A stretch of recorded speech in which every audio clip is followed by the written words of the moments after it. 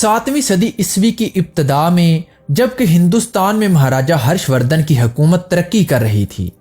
عین اسی زمانے میں ملک عرب میں آپ صلی اللہ علیہ وآلہ وسلم کی تعلیمات نے ایک انقلاب برپا کر دیا تھا، جس کی وجہ سے آپ صلی اللہ علیہ وآلہ وسلم کے پیروکار یعنی مسلمانوں کی طاقت شدید ترین مخالفت کے باوجود دن بدن بڑھتی ہی چلی گئی۔ ایک طرف تو عرب میں فتح مکہ کے بعد مسلمانوں کی طاقت خوب بڑھ رہی تھی، تو دوسری طرف ہندوستان میں بھی مہاراجہ ہرش وردھن کی حکومت خوب ترقی کر رہی تھی، لیکن مہاراجہ ہرش وردھن کی وفات کے بعد اس کی حکومت بھی پاش پاش ہو گئی۔ اس حکومت کا ختم ہونا تھا کہ سارے ملک میں بد نظمی اور طوائف الملوکی پھیل گئی، جو زمانہ دراز تک جاری رہی۔ چنانچہ راجپوتوں نے اس بد نظمی اور طوائف الملوکی سے پورا فائدہ اٹھاتے ہوئے ہندوستان میں جا بجا خود مختار حکومتیں قائم کر لیں، اور ہندوستان میں رفتہ رفتہ راجپوتوں کا زور اس قدر بڑھ گیا کہ ہندوستان بھر میں کوئی ایسی جگہ باقی نہ رہی تھی جس پر راجپوت نسل کے لوگ حکمران نہیں تھے۔ اسی لیے جب مسلمان ہندوستان میں فاتحانہ حیثیت سے داخل ہوئے تو ان کو سب سے زیادہ راجپوتوں ہی سے مقابلہ کرنا پڑا۔ راجپوت کون تھے اور کس طرح ہندوستان میں آئے تھے؟ اگرچہ اس کے بارے میں بہت سے فرضی افسانے مشہور ہیں، لیکن حقیقت یہ ہے کہ راجپوت جاٹ، گوجر، ہنز اور ان بیرونی اقوام کی اولاد ہیں جو وسط ایشیا سے ہندوستان میں داخل ہونے کے بعد یہیں پر آباد ہو گئے تھے اور انہوں نے سپاہ گیری کو اپنا پیشہ بنا لیا تھا۔ چنانچہ مہاراجہ ہرش وردھن اور اس سے قبل کے راجاؤں کی فوج میں زیادہ عنصر انہی لوگوں کا تھا۔ یہ لوگ چونکہ فوجی مہارت رکھتے تھے، اس لیے راجہ ہرش وردھن کی حکومت کے بعد جب ہندوستان میں بد نظمی پھیلی تو یہ لوگ اپنی جنگی مہارتوں کی بنا پر ہندوستان کے مختلف حصوں پر قابض ہو کر راجپوتوں کے نام سے مشہور ہوئے۔ ان راجپوتوں کو راجپوت بنانے اور ابھارنے میں بہت بڑا حصہ ہندوستان کے ان برہمنوں کا تھا جن کا اقتدار بدھ مت کے سیلاب میں دب گیا تھا۔ چنانچہ مہاراجہ ہرش وردھن کی موت کے بعد جب کوئی بھی بدھ مت حکومت باقی نہ رہی تو برہمنوں کو بدھ مت کو مٹانے اور ہندو دھرم کو ترقی دینے کا موقع مل گیا، لیکن فوجی طاقت اور حکومت کی مدد کے بغیر نہ تو بدھ مت کو مٹایا جا سکتا تھا اور نہ ہی ہندو دھرم کو ترقی دی جا سکتی تھی۔ اس لیے برہمنوں نے جاٹ، گوجر، ہنو اور دوسری فوجی مہارت رکھنے والی قوموں کو آگے کیا اور ان کو کھیشتری کا اونچا رتبہ عطا کیا، اور عوام پر ذہنی اثر ڈالنے کے لیے ان کے متعلق یہ مشہور کیا کہ یہ سورج، چاند اور اگنی کی اولاد ہیں۔ یہی وجہ ہے کہ آج بھی راجپوت اپنے آپ کو سورج بینسی، چندر بینسی اور اگنی کلا خاندانوں کا قابل فخر فرزند بتاتے ہیں، لیکن حقیقت اس سے زیادہ اور کچھ بھی نہیں ہے کہ یہ فوجی مہارت رکھنے والی باہر سے آئی ہوئی مختلف اقوام کا ایک مجموعہ ہے جن کو راجپوت کہا جاتا ہے، اور جنہوں نے اپنی اعلیٰ فوجی مہارت کی بنا پر ہندوستان میں ایک خاص درجہ حاصل کر لیا تھا۔ چنانچہ ان کی حکومتیں اجین، قنوج، دلی، راجپوتانہ، گجرات، پنجاب، سندھ، بندیل کھنڈ، مالوا اور ہندوستان کے تقریباً ہر حصے میں پھیلی ہوئی تھیں۔ اسی لیے محمد بن قاسم، امیر سبکتگین، سلطان محمود غزنوی، سلطان شہاب الدین غوری اور دوسرے مسلمان حملہ آوروں کو ہندوستان میں سب سے زیادہ راجپوتوں ہی سے مقابلہ کرنا پڑا تھا۔ ہندوستانی اور یورپی مورخین ہندوستان میں مسلمانوں کی آمد کے بارے میں یہ کہتے ہیں کہ مسلمان سب سے پہلے محمد بن قاسم کے حملے کے وقت سندھ میں داخل ہوئے تھے،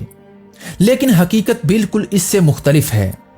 امر واقعہ تو یہ ہے کہ مسلمان اس سے بہت پہلے آپ صلی اللہ علیہ وآلہ وسلم کے زمانہ حیات میں ہی ہندوستان میں آ چکے تھے۔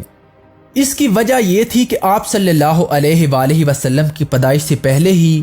عرب تاجر مالابار، سراندیپ، مالدیپ اور چین کے ساحلوں تک کشتیوں میں بیٹھ کر تجارت کی غرض سے آتے جاتے رہتے تھے، غرض کہ ہندوستان اور عرب کے درمیان زمانہ دراز سے تجارتی تعلقات قائم تھے، یہاں تک کہ اکثر عربوں نے ہندوستان میں بدوباش بھی اختیار کر لی تھی۔ چنانچہ جب عربوں نے اسلام قبول کیا تو وہ حسب سابق ہندوستان بغرض تجارت آتے جاتے رہے اور ان میں سے اکثر نے ہندوستان ہی کو اپنا وطن بنا لیا تھا، اور اس طرح یہ لوگ اپنے ساتھ اسلامی تعلیمات کو بھی ہندوستان لے آئے اور اس ملک میں دین اسلام رفتہ رفتہ پھیلنے لگا۔ غرض کہ سندھ میں مسلمانوں کی فاتحانہ پیش قدمی سے بہت پہلے جنوبی ہند اور ہندوستان کے دوسرے حصوں میں اسلام کی تبلیغ خاموشی کے ساتھ جاری تھی، اور دن بدن مسلمانوں کی تعداد ہندوستان میں بڑھتی جا رہی تھی۔ مختلف روایات کے مطابق آپ صلی اللہ علیہ وآلہ وسلم کے زمانے سے لے کر محمد بن قاسم کے حملے کے زمانے تک ہندوستان میں نہ صرف عوام دین اسلام قبول کر رہی تھی بلکہ بعض راجاؤں نے بھی اسلام قبول کر لیا تھا۔ چنانچہ آپ صلی اللہ علیہ وآلہ وسلم کے زمانے میں ہی مالابار کے راجا زمورن سامری نے اسلام قبول کر لیا تھا۔ مالابار کے راجا کے علاوہ سراندیپ کے راجا نے بھی اسلام قبول کر لیا تھا۔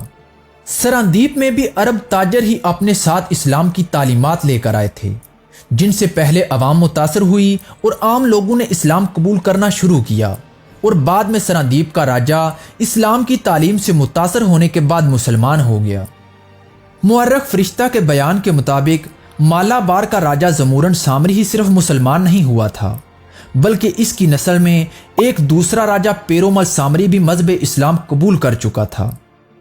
درما پٹن کے حکمران کی بابت یہ کہا جاتا ہے کہ اس نے بھی دین اسلام قبول کر لیا تھا، اور اس حاکم کو اسلام کے ساتھ بڑی گہری عقیدت تھی۔ چنانچہ اس نے اپنے عہد حکومت میں درما پٹن میں نہایت ہی شاندار مسجد بھی تعمیر کروائی تھی، اور تبلیغ اسلام کے کاموں میں بھی یہ حاکم بڑی سرگرمی کے ساتھ حصہ لیتا تھا۔ غرض یہ کہ محمد بن قاسم کے حملوں سے بہت پہلے اسلام عوام سے گزر کر ہندوستان کے شاہی محلوں تک پہنچ چکا تھا۔ اسلام صرف مالابار اور جنوبی ہند تک ہی محدود نہ تھا بلکہ سندھ پر مسلمانوں کے حملے سے بہت پہلے سندھی عوام میں بھی اسلام برابر مقبولیت حاصل کرتا جا رہا تھا۔ چنانچہ جس زمانے میں عرب کے مسلمانوں اور ایران کے آتش پرستوں میں سلسلہ جنگ جاری تھا، اس زمانے میں ہندوستانی جاٹ اپنے آبائی مذہب کو چھوڑ کر اسلام میں داخل ہوتے جا رہے تھے، یہاں تک کہ ان جاٹوں میں سے اکثر نے ہندوستان کو چھوڑ کر عراق میں بدوباش اختیار کر لی تھی۔ عرب کے مسلمان ان نو مسلم ہندوستانی جاٹوں کو زت کے نام سے تعبیر کرتے تھے۔ اس کے علاوہ ہندوستان کے ان جاٹوں کی ایک بڑی تعداد نے بھی اسلام قبول کر لیا تھا جو مسلمانوں کے خلاف ایرانیوں کے ساتھ مل کر لڑنے آئے تھے۔ چنانچہ جب ایران کے بادشاہ کو مسلمانوں کے مقابلے میں شکست ہوئی اور جاٹوں کی ایک بہت بڑی تعداد عربوں کے ہاتھ آئی تو ان جاٹوں نے بخوشی اسلام قبول کر لیا۔ سندھ کے جاٹوں کے اسلام قبول کرنے کے بعد عرب اور عراق کے مسلمانوں نے اپنے ان نو مسلم جاٹ بھائیوں کی بڑی عزت کی اور ان کو بڑے بڑے عہدے بھی عطا کیے۔ چنانچہ حضرت علی رضی اللہ تعالی عنہ کے دور خلافت میں بصرہ کے خزانے کا محافظ دستہ اسی جاٹ قوم کے افراد پر مشتمل تھا۔ ہندوستان میں مسلمانوں کے فاتحانہ داخلے سے قبل دین اسلام یہاں کس قدر پھیل چکا تھا، اس کا اندازہ اس سے ہو سکتا ہے کہ محمد بن قاسم کے حملے سے بہت پہلے ہندوستان میں جا بجا نہایت شاندار مسجدیں تعمیر ہو چکی تھیں۔ یہ اس بات کا کھلا ثبوت ہے کہ مسلمانوں کے ہندوستان میں فاتحانہ داخلے سے پہلے ہی بہت سارے ہندوستانی اسلام قبول کر چکے تھے۔